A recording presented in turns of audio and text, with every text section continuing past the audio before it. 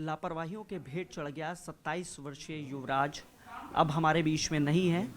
और इस दौरान तमाम बातें जिस तरीके से निकल कर आई हैं कि बिल्डर की लापरवाही, अथॉरिटी की लापरवाही, साथ ही जो मौके पर एसडीआरएफ, एनडीआरएफ और तमाम पुलिस बल मौके पर मौजूद था, उस पर भी आरोप लगे हैं। इन सभी चीज़ों पर बात करने के लिए युवराज के पिता हैं, सीधे बातचीत करते हैं।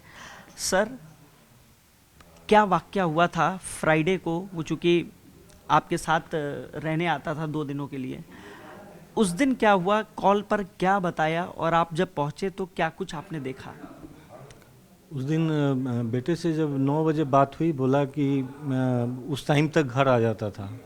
तो हमने बोला कि बेटा अभी आए नहीं घर, तो बोला कि आज लेट से चले हैं, थोड़ा लेट आवेंगे घर पे, ऑफिस में काम था। तो लगभग उस समय बात हो गई, लगभग 12 बजे करीब में उसका फ़ोन आया घबराई हुई आवाज़ में कि पापा मेरी गाड़ी नाले में गिर गई, हम उसमें फंस गए हैं, तो जल्दी आ जाओ, बचाओ हमको। तो मैं इमीडिएटली रश किया उधर। उस समय कुछ कम्युनिकेशन अवेलेबल नहीं था, मेरी स्कूटी स्टार्ट नहीं हुई, तो मैं पैदल बाहर की ओर भागा गेट पर। वहाँ एक कैब था, किसी पैसेंजर को रश से जस्ट ड्रॉप किया था। फिर वहाँ से हम पकड़े और चले। उससे फ़ोन पर बात हुई, उसने बोला था कि नाले में गिर गए। तो नाले का मतलब मैंने लगाया एस पार्कवे के पास बड़ा नाला है वो। मैं वहाँ पहुँच गया, वहाँ वो नहीं दिखा, तो फिर मैंने फ़ोन किया, बोला कि नहीं, सोसाइटी के पास वाला जो नाला है उसमें। तो उतना फिर वापस आने में मुझे करीब 40 मिनट लगा। फॉग के कारण गाड़ी नहीं मिल रही थी।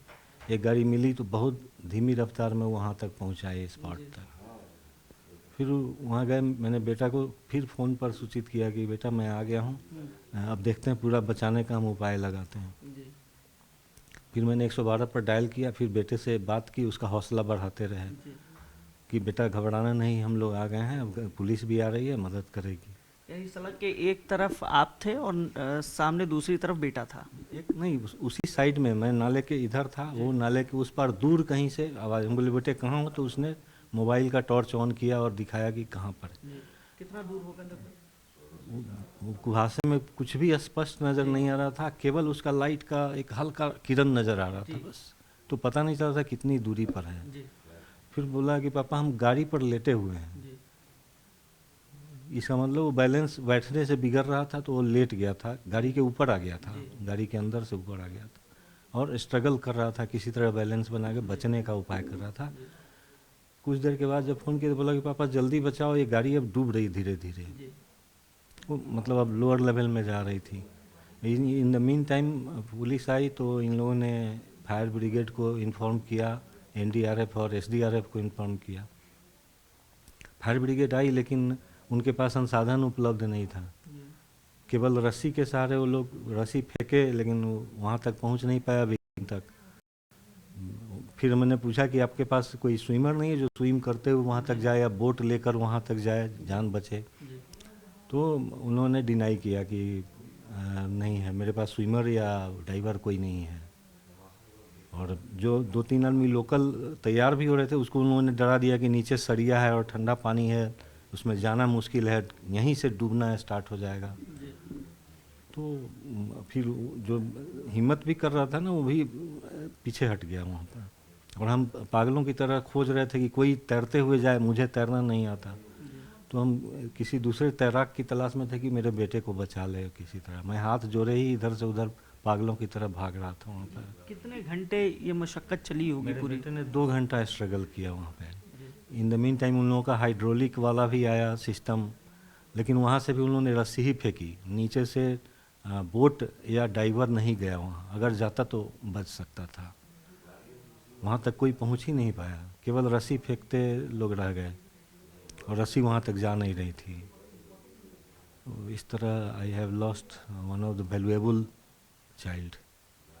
घर पे अपने कौन कौन है? और बेटा चूँकि आपके पास, आप यहाँ अकेले हैं, और बेटा फ्राइडे को आ जाया करता था, सैटरडे? बेटा तो यहीं मेरे ही साथ रहता था, वर्क फ्रॉम होम था, सप्ताह में 2 दिन या 3 दिन ऑफिस जाता था।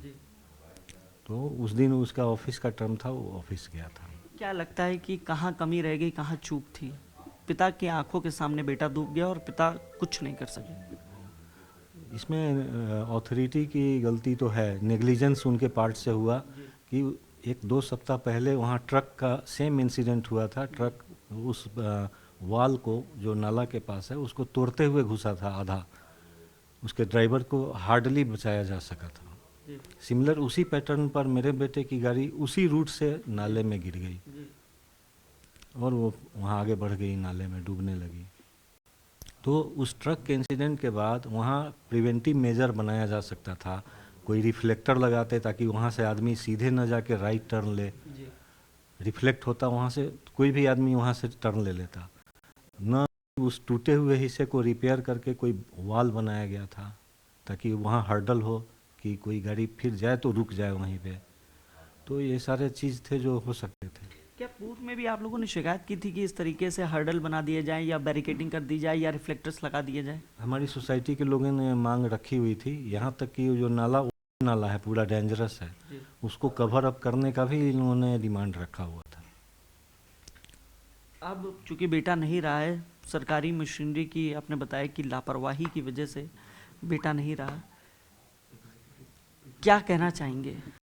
मेरे बेटे की बहुमूल्य जान तो चली गई है, तो हम ये चाहेंगे कि आगे इस तरह की घटना न हो, पुनरावृत्ति नहीं हो। तो सारे प्रिवेंटिव उपाय करें और जो भी एक हमारे इन अधिकारियों की लापरवाही से मेरा बेटा खोया है, उन लोगों को ज़रूर अकाउंटेबल किया जाए। मतलब आप चाहते हैं कार्रवाई? बिल्कुल, कौन नहीं चाहेगा। मेरा एक बहुमूल्य लॉस ऑफ लाइफ हुआ है, निश्चित रूप से उनको महसूस ज़रूर कराना चाहिए कि उनसे गलती हुई है और कोई उपाय उन लोगों ने इफेक्टिव उपाय नहीं किया। शिकायत दी गई है एफआईआर को लेकर, आप कर रहे हैं, किसके खिलाफ शिकायत दी आप लोगों ने? वही अथॉरिटी के ही खिलाफ दिए हैं। बिल्डर क्या पहले से हमारे सोसाइटी के लोग अपोज कर रहे हैं, बिल्डर के लिए अभी आज मैंने कंप्लेन किया है कि वो लोग भी सुरक्षा का मानक का पालन करना चाहिए था उनको, जो उन लोगों ने नहीं किया। और उसमें नाला में अथाह पानी, 20 फीट से ज़्यादा का पानी का लेयर है, मड है। ये जो स्थिति है नाले की, तालाब सा बना हुआ है और बताया जा रहा है करीब 25-30 फीट गहरा है। ये स्थिति कब से यहाँ रह रहे हैं इस फ्लैट में? 1 साल से हूँ यहाँ पे। तब से ये ऐसी स्थिति? तब से ऐसा ही है। ज़्यादा बारिश होने से इस बार थोड़ा ज़्यादा लेयर है, कुछ कम था पहले, लेकिन बारिश ज़्यादा होने से अभी और ज़्यादा भरा हुआ, लेकिन परमानेंट उसमें पानी का रहता है जमा। घर पे कौन कौन है? यहाँ मैं और मेरा बेटा रहते थे, तो बेटा के जाने पे अब मैं अकेला हो गया हूँ। वैसे मेरे भाई हैं, बहन है, एक बेटी है जो यूके में है। तो ये है। तो जाहिर तौर पे देखिए, पिता की व्यथा है, बेटा अब नहीं रहा, लेकिन सरकारी मशीनरी पर सवाल ज़रूर उठ रहे हैं कि किस तरीके से एक हीला हवाली के चलते 27 वर्षीय युवराज की जान चली गई। कैमरामैन सोनू के साथ हिमांशु शुक्ला, न्यूज़ 18, नोएडा।